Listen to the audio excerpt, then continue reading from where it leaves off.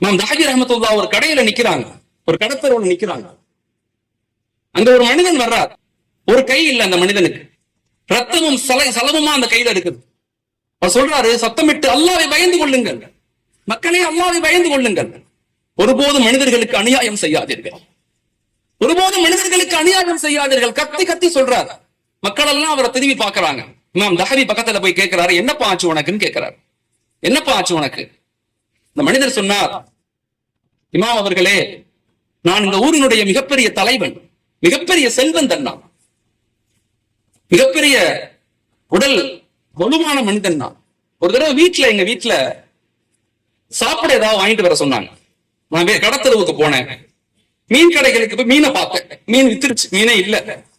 கடலுக்கு போனேன், கடல் கரையோடு நடந்து போயினேன். அப்ப ஒரு மனிதன் அங்க இருந்து வந்து கொண்டிருந்தான். ஒரு நோஞ்சானான மனிதன், பலகீனமான மனிதன் வந்துகிட்டு இருந்தான்.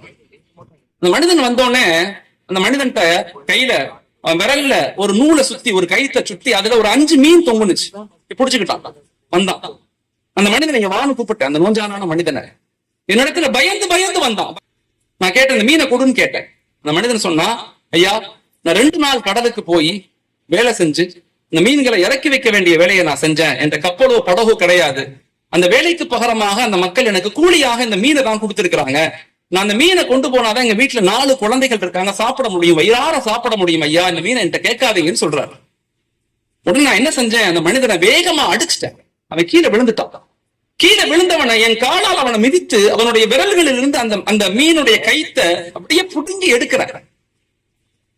அந்த மனிதன் அழுது கொண்டே கீழே கிடந்தான், அழுது கொண்டே கிடந்தான். நான் மீனை வாங்கிட்டு வந்துட்டேன், வீட்டுக்கு வந்துட்டேன்.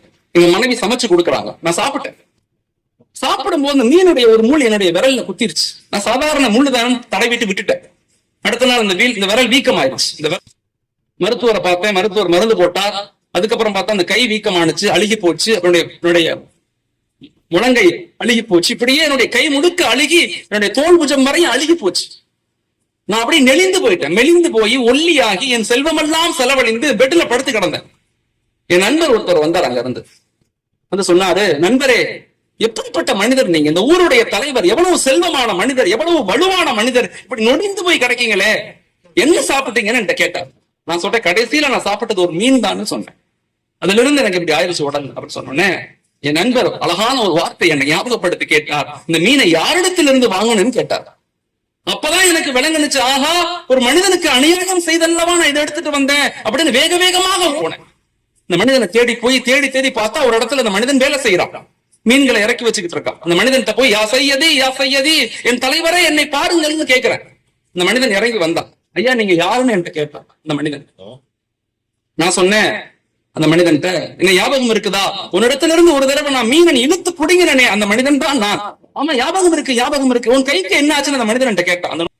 நான் அந்த இடத்துல அந்த நோஞ்சான மனிதன் கேட்டேன், நான் உன்னிடத்துல இருந்து மீனை புடுங்கினல்ல, உனக்கு அநியாயம் செஞ்சேன்ல, இந்த அநியாயம் செய்யும் போது நீ அல்லாஹ்ட்ட என்ன துவா செஞ்சேன்னு கேட்டேன். இந்த மனிதன் சொன்னா, நீ என்னிடத்துல இருந்து மீனை புடுங்கும் போது என்னிடத்துல எந்த வலுவும் இல்லை, எந்த அதிகாரமும் இல்ல, எந்த பலமும் இல்ல, நான் அழுது கொண்டே என்னிடத்துல நீ புடுங்கிட்ட. அப்ப நான் துவா செஞ்சேன், யா அல்லாஹ், இந்த மனிதனுடைய அதிகாரம், இவனுடைய பலு, இவனுடைய பலத்தை கொண்டு என்ன அவன் மடக்கி என்னை அடிமைப்படுத்தி என்கிட்ட புடுங்குறான். அவன் குதிரத்தை கொண்டு அவன் காட்டிட்டான். யா அல்லாஹ், உன் குதிரத்தை அவன்கிட்ட காட்டுன்னு நான் சொன்னேன். அதனுடைய விளைவுதான் அவன் கையெல்லாம் அணுகி போச்சு. மக்களுக்கு அநியாயம் செய்யாது, நிச்சயமாக மோசமான நிலைக்கு தள்ளப்படுவோம்.